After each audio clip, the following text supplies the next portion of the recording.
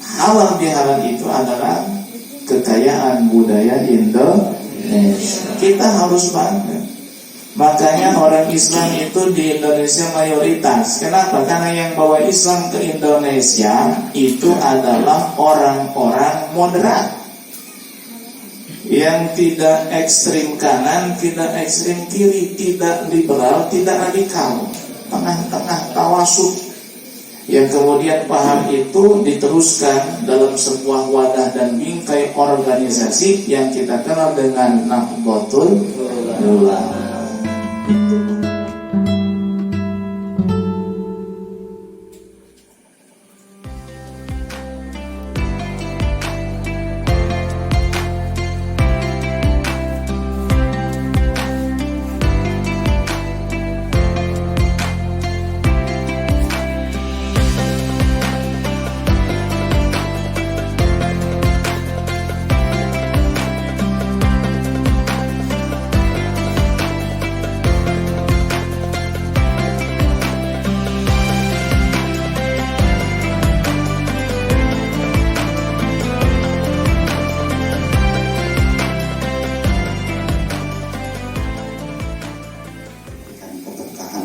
Subhanahu wa ta'ala, diberikan rezeki yang halal dan barokah, diberikan ilmu yang bermanfaat, dan mudah-mudahan kita semuanya berikan anak-anak yang soleh dan soleha.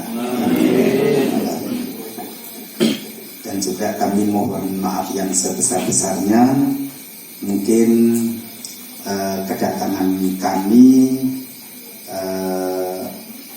mungkin tidak disengaja ya, dari Pak Haji tidak tahu. Jadi karena Pak Haji tadi barusan di misi di NS, ternyata banyak tamu yang hadir, tentunya merepotkan daripada keluarga besar Bapak Haji Romli. Maka dari itu kami sekeluarga besar Al-Muhajirin mohon dibukakan pintu maaf yang sebesar-besarnya. Dan dalam kesempatan kali ini, di situasi lebaran ini, sekali lagi keluarga besar Al-Muhajirin tentunya ada kekurangannya, ada kekhilafahnya, ada tutur kata kami yang kurang berkenan kepada guru kita semuanya. Kami keluarga besar mohon dibukakan pintu maaf yang sebesar-besarnya. Dan juga kami mohon doanya kepada guru kita semuanya. Mudah-mudahan kami keluarga besar Al-Muhajirin senantiasa diberikan istiqomah untuk senantiasa menuntut ilmu, dan mudah-mudahan diberikan ilmu yang barokah, dan mudah-mudahan kami semuanya keluarga besar Al-Muhajirin ini selalu diberikan ketetapan iman dan Islam. Dan kita sengaja kita bisa bersilaturahim bersama-sama di sini ya.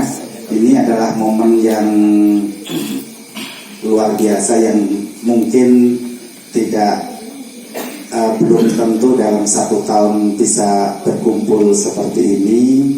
Maka dari itu ini merupakan kebahagiaan tersendiri bagi kita semuanya, sehingga kita bisa bersama-sama berkumpul di sini. Dan sekali lagi kami mohon doanya kepada guru kita, Bapak Haji Romli.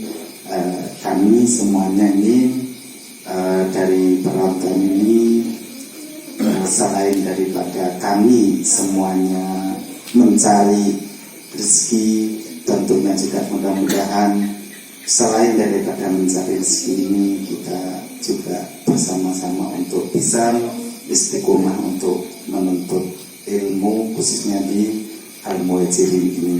Karena tentunya di Al-Muhajirin adalah salah satu wasilah kita untuk bersama-sama mendidik kita belajar berorganisasi, belajar untuk apa aja yang ada di Al-Muhajirin ini banyak sekali yang kita dapatkan. Maka dari itu mudah-mudahan sekali lagi kita semuanya selalu dalam keberkahan Allah Subhanahu wa taala. Terima kasih, ini yang bisa kami sampaikan. Mohon maaf sekali lagi. Wassalamualaikum warahmatullahi wabarakatuh. Assalamualaikum warahmatullahi wabarakatuh.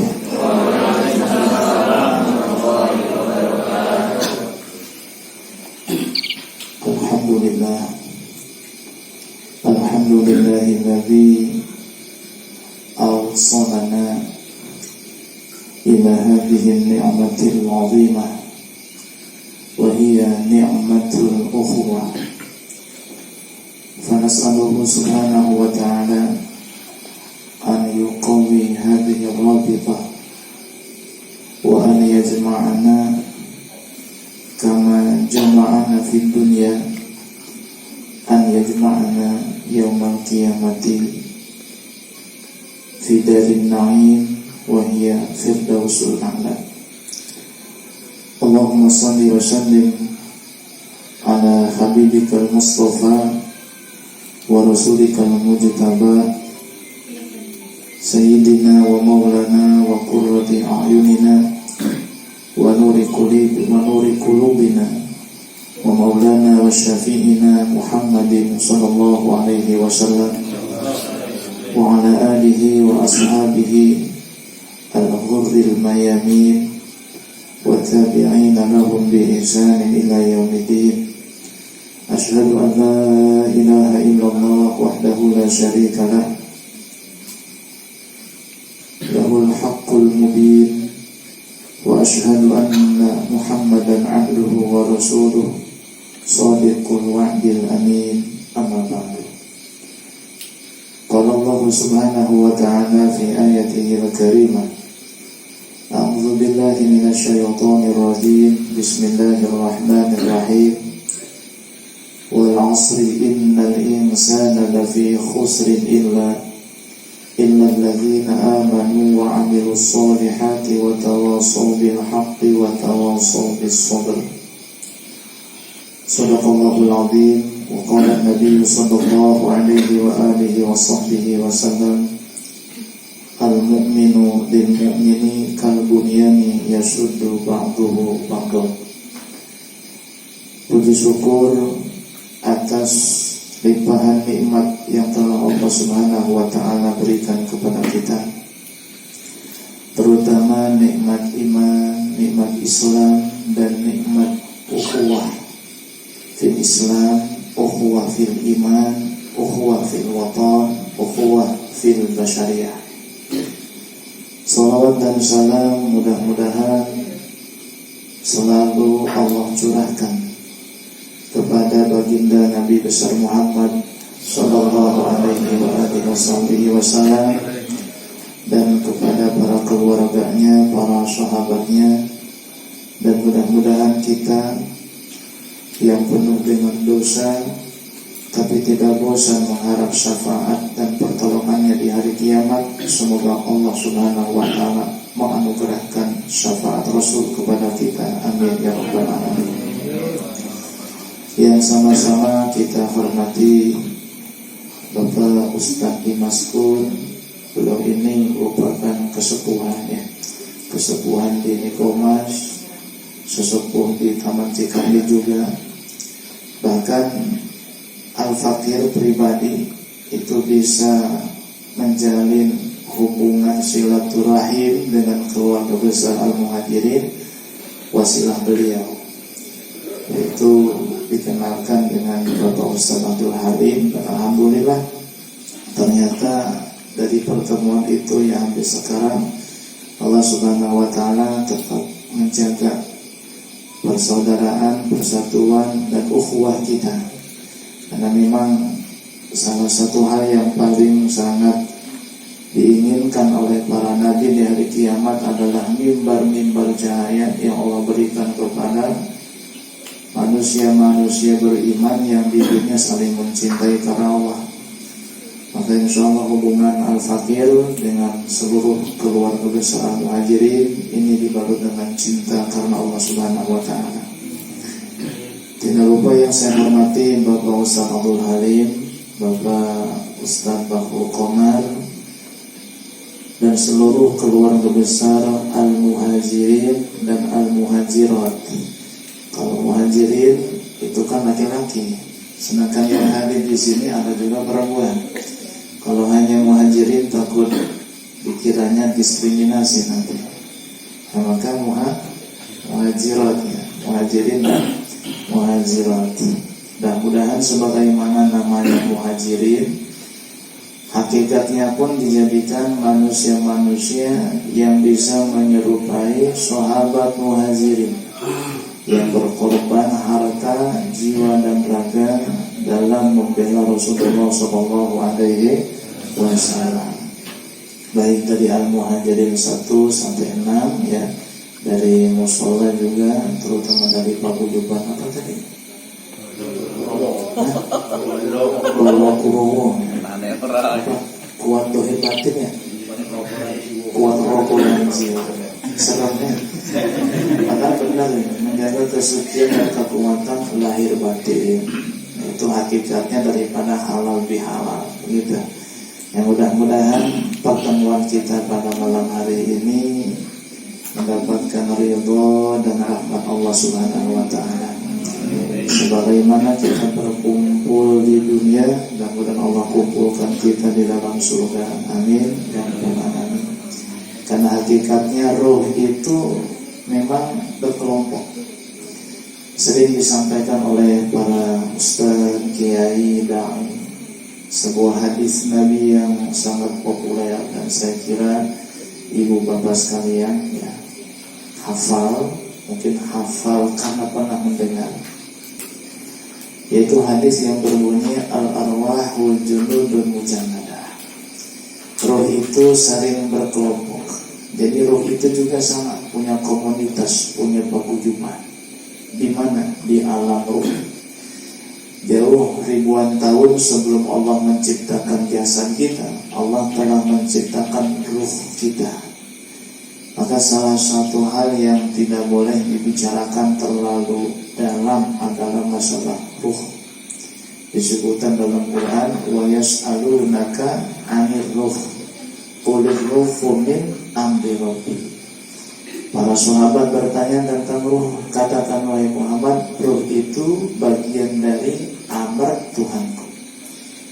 Sehingga sebagian ulama mengatakan tidak boleh mendefinisikan ruh, karena ruh itu amar Allah Subhanahu wa Ta'ala. Ya kita bicarakan apa yang telah disampaikan Nabi saja. Ruh itu berkelompok, punya paguyuban, punya komunitas di alam ruh sana. Kalau di alam ruhnya itu sudah saling mengenal, maka ketika ruh itu dimasukkan ke dalam jasad, masuk ke alam dunia, itu kita akan saling mengenal dan dekat, akrab.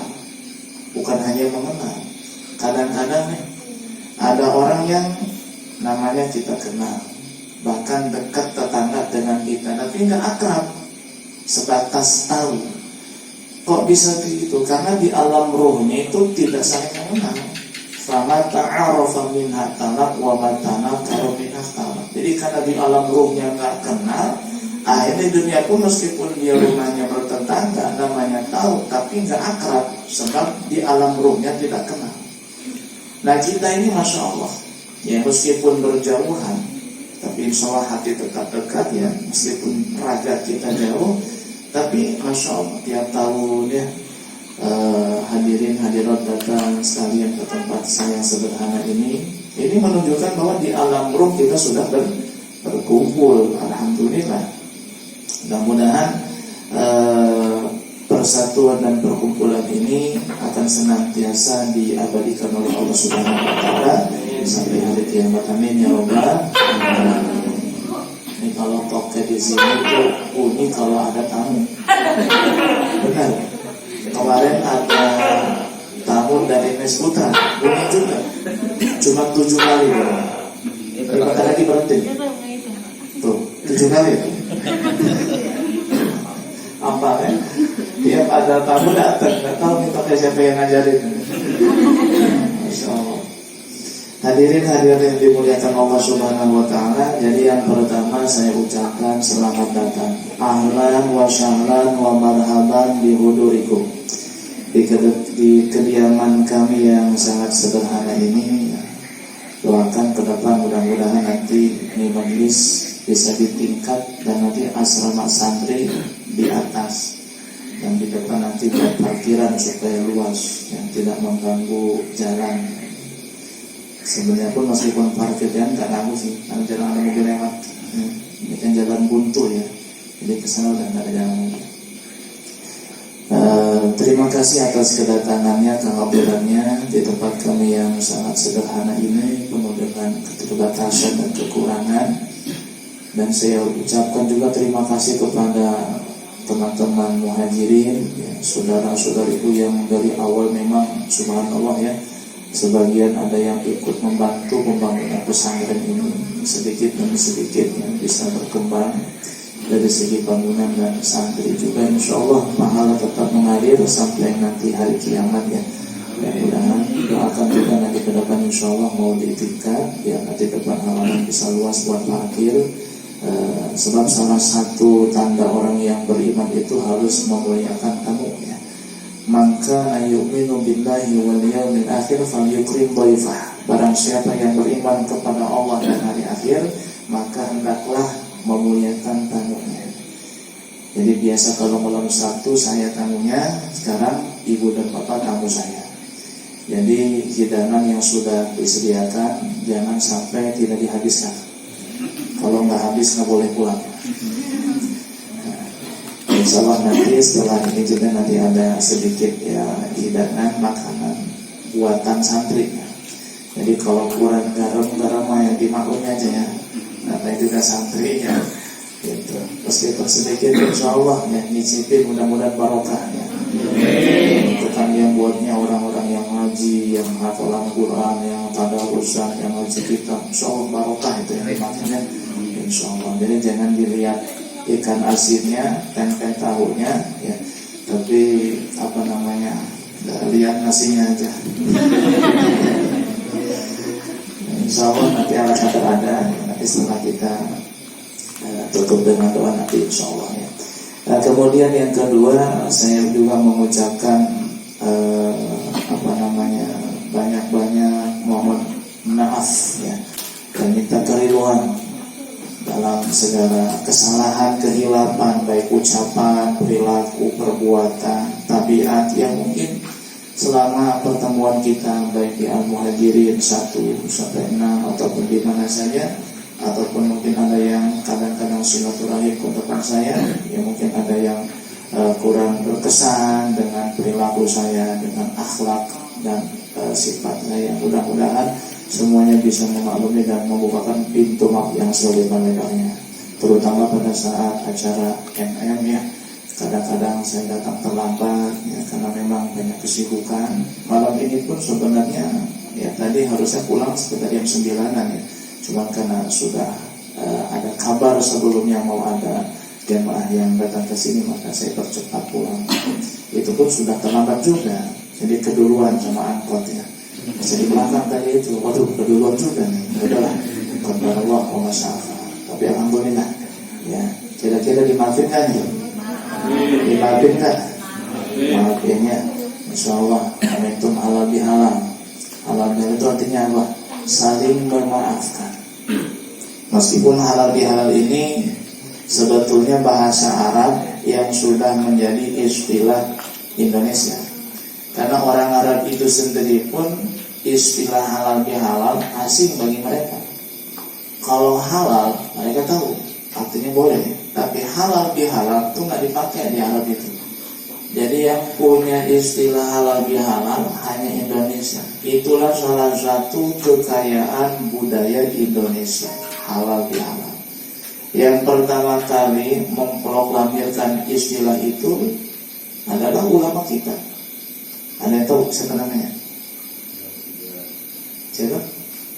Yang tahu dikasih hadiah. Minta sama Pak Dimas. Bukan dari NU, salah satu pendiri NU, ya, Ki Haji Wahab Hasbullah. tahun 1948. Ya. Jadi pendiri itu kan ada Kiai Haji Hasyim Asy'ari, ada Kiai Haji Bisri Samsuri, ada Kiai Haji Wahab Hasbullah. Kiai Wahab Hasbullah itu kalau tidak salah lahir tahun 1888, wafat tahun 1971. Berapa usianya?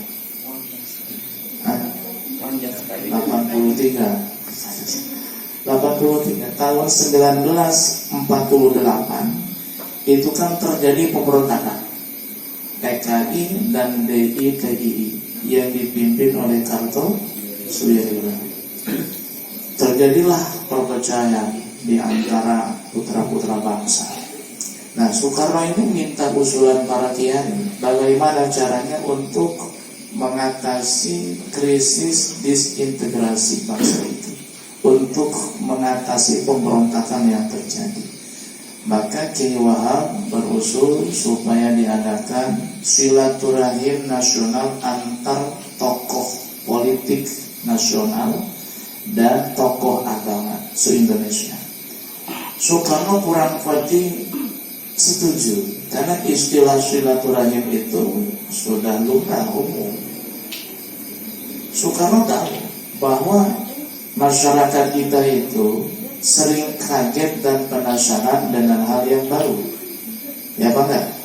Kalau ada mall baru, semuanya bisa. Padahal sama aja dalamnya itu juga. Ya kayak kiai penceramah itu kadang-kadang namanya berubah-ubah. Dulu ada almarhum Kiai Haji Gondrong, Kiai Haji Oken. Terus rubah namanya Kiai Haji Jaga Tingkir. Itu juga orang Yaman. Kok berubah nama? Supaya orang penasaran. Karena memang watak kita yaitu gampang penasaran, ya, takjub kagum dengan hal yang baru.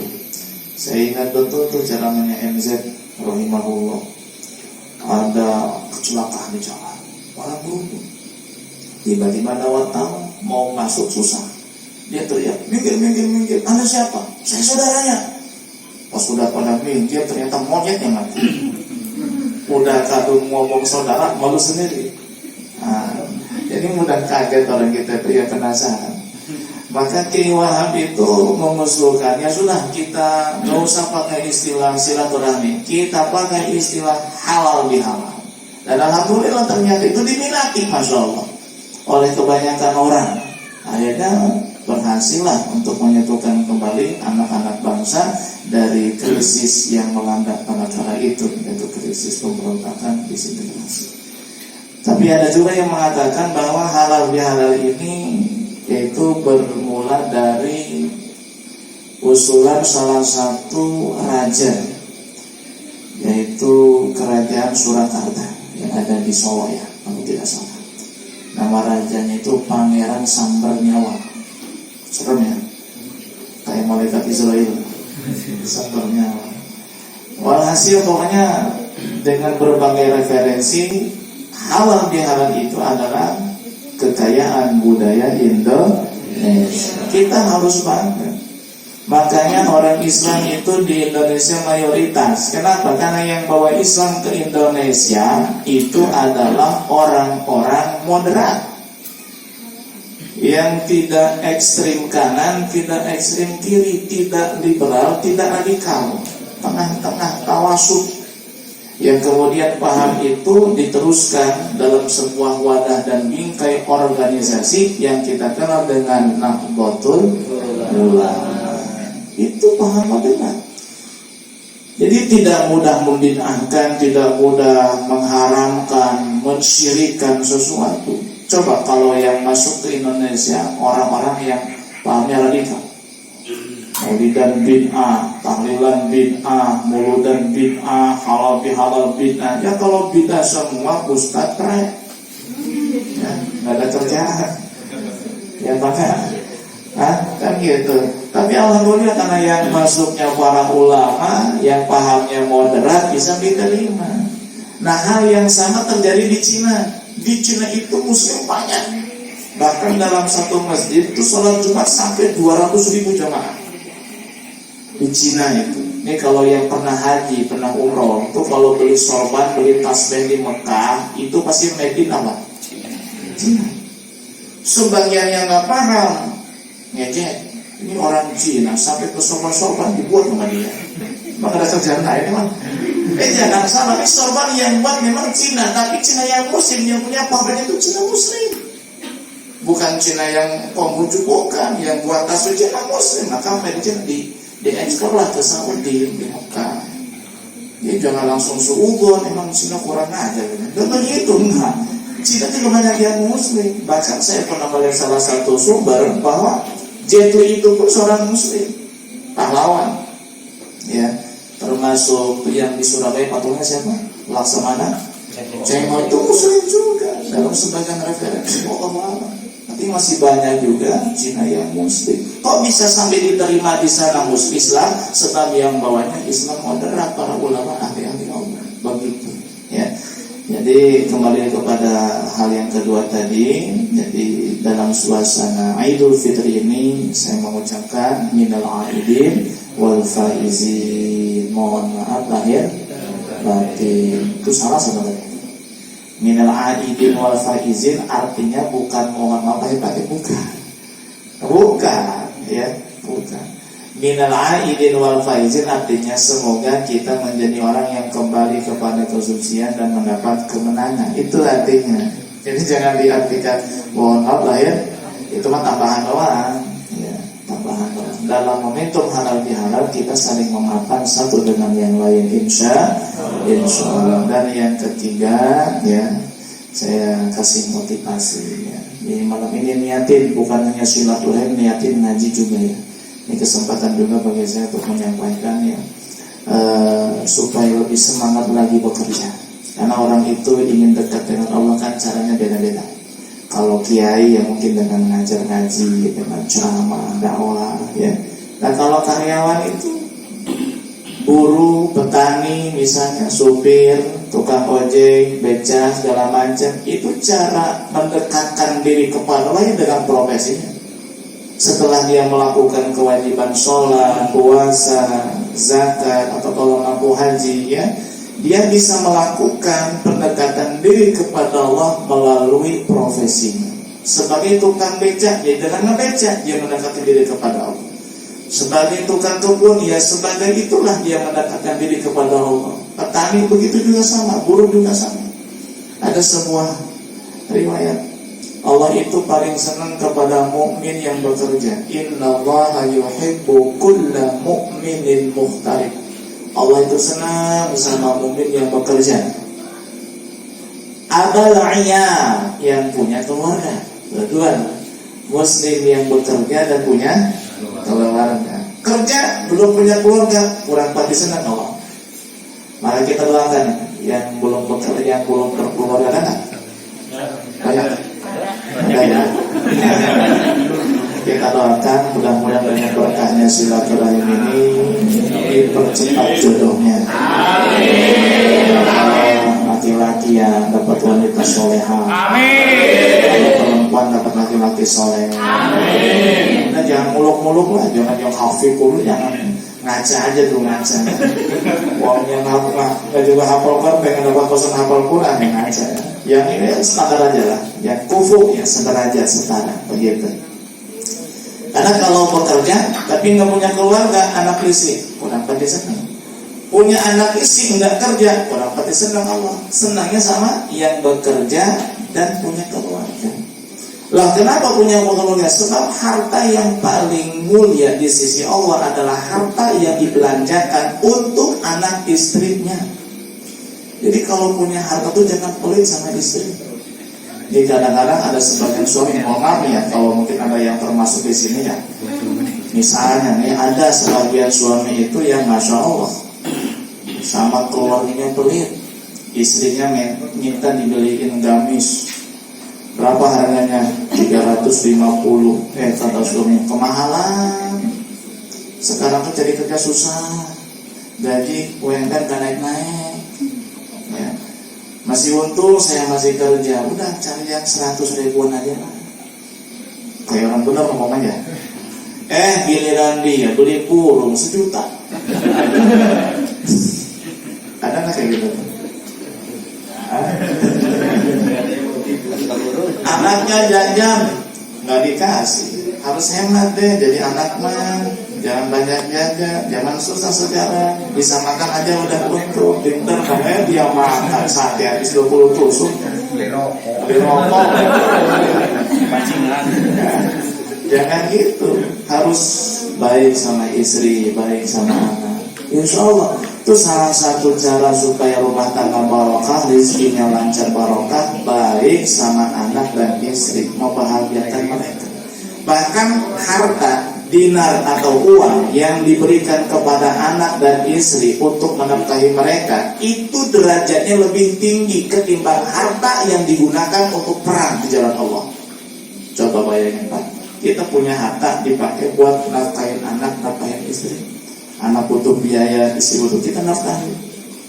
Ada orang punya harta digunakan untuk perang di jalan Allah. Mana yang paling besar pahala? Tuh yang dipakai buat nafkahin anak dan istri. Maka semangat ya di dalam bekerja, meskipun ya malasnya ada juga. Kalau sudah libur panjang ini ya, itu biasa malas ada, manusiawi. Cuman harus semangat lagi, karena dengan cara ini insya Allah bisa meraih ridho Allah Subhanahu wa Ta'ala. Sebutkan sebuah hadis Nabi SAW, riwayat maqful dari Abi Hurairah. Nabi bersabda, man talabad dunya halalan, barang siapa yang mencari dunia dengan cara yang halal, istighfafan dari masalah, tujuannya untuk menjaga kehormatan diri supaya tidak mengharapkan pemberian orang lain, tidak minta-minta. Sa'yan ala iyali, dengan niat supaya bisa menafkahi anak istri. Yang ketiga, ta'atufan ala jari, supaya bisa membantu orang yang membutuhkan, baik tetangga ataupun siapapun. Orang yang mencari dunia dengan 3 niat mulia tadi, kata Nabi SAW, ba'athahullahu yawmal qiyamati wa wajhuhu kalqamari lailatal badri. Di hari kiamat dia akan dibangkitkan, wajahnya bersinar seperti bulan di malam purnama. Alhamdulillah, niatin yang benar. Padahal di dunia wajahnya hitam, udah hitam glowing lagi. Kalau kata orang jadi mah kulinya, banyak minyaknya. Padahal kemarin tuh minyak goreng mahal, udah pada wajah suaminya aja kerok pakai tisu, berat buat gorengnya. Tapi di akhirat wajahnya bersinar seperti bulan purnama. Kenapa? Cari dunia halal, niatnya mulia. Ada ancaman juga orang yang cari dunia halal tapi niatnya numpuk-numpuk harta, pamer, sombong. Ini di hari kiamat akan bertemu dengan Allah. Allah murka kepadanya. Orang yang mendapat murka Allah, neraka tempatnya. Sama-sama kerjanya halal, beda niat. Ini surga, ini neraka. Na'udzubillah min. Luruskan niat dari sekarang, ya. Luruskan niat, insya Allah.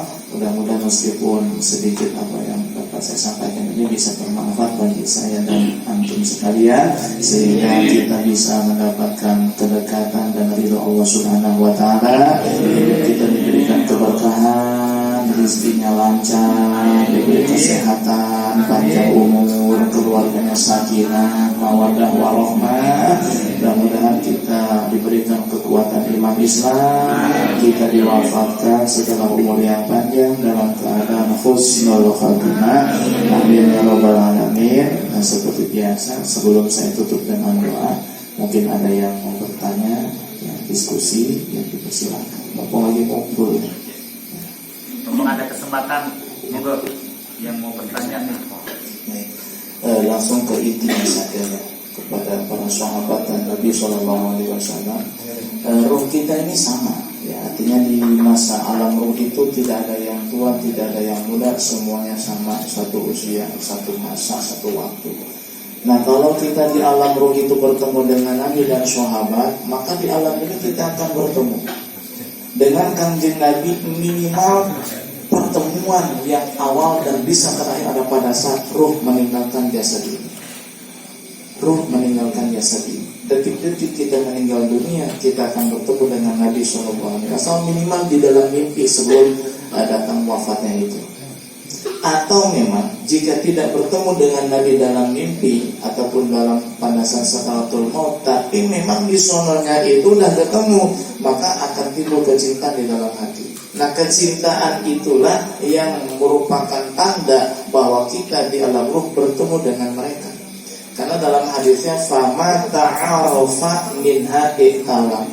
Ruh yang saling mengenal akan saling mencintai. Begitu. Jadi redaksi hadisnya itu bukan ruh yang dulu bertemu sekarang ketemu lagi, bukan. Redaksinya fama ta'arofa. Ruh yang dulu saling mengenal di alam ruh, ikhtalafat di dunia nanti akan saling mencintai.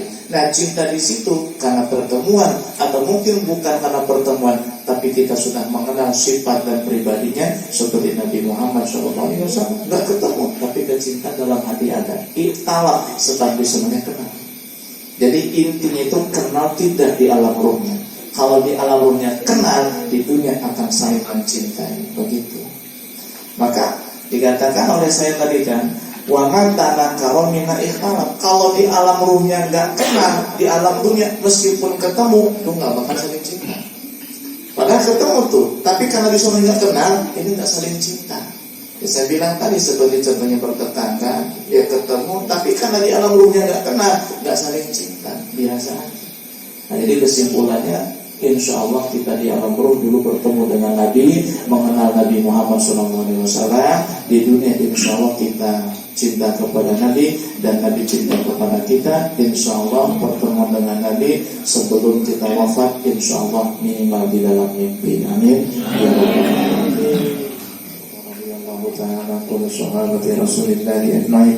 Amin ya Allah ya Rabbal Alamin. Allahumma ja'al jam'ana hadza jam'an marhuma wa tafarruqana min ba'dihi tafarruqan ma'suma wa la taj'al fina ولا منا شقيا ولا مخروما واجعل سيئاتنا سيئات من أحببت ولا تجعل حسناتنا حسنات من أبغضت اللهم إنا نسألك حسن الخاتمة ونعوذ بك من شر العاقبة وسوء الخاتمة اللهم إنا نسألك باسمك بسم الله الرحمن الرحيم الحي القيوم الذي لا تأخذه سنة ولا نوم نسألك باسمك بسم الله الرحمن الرحيم الحي القيوم الذي عنت له الوجوه وخشعت له الأصوات ووجلت منه القلوب أن تصلي على سيدنا محمد وعلى آل سيدنا محمد وأن تجعل لنا من أمورنا فرجا ومخرجا وتقضي حاجاتنا.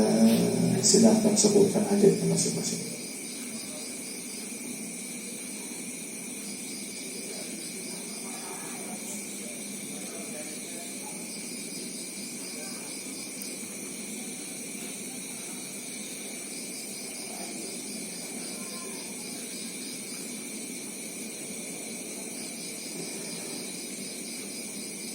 في الدين والدنيا والآخرة بجاه قد رباني سيدنا الشيخ عبد القادر الجيلاني قدس الله سره ونور ضريحه ويعلي درجاته وأعاد علينا من بركاته وبره آمين يا سلطان العارفين سيد الشيخ عبد القادر الجيلاني إنا نتوسل إليكم إلى رب البرية بتسهيل أمورنا في الدين والدنيا والآخرة ربنا تقبل منا إنك أنت السميع العليم وتب علينا إنك أنت التواب الرحيم ربنا يا الله آتنا في الدنيا حسنة وفي الآخرة حسنة وقنا عذاب النار وصلى الله على سيدنا محمد وعلى آله وصحبه وسلم سبحان ربك رب العزة عما يصفون وسلام على المرسلين والحمد لله رب العالمين سبحانك اللهم وبحمدك أشهد أن لا إله إلا أنت أستغفرك وأتوب إليك. Lebih kurangnya mohon maaf. Hadani Allah wa iyyakum ajma'in. Wassalamualaikum warahmatullahi wabarakatuh. Waalaikumsalam.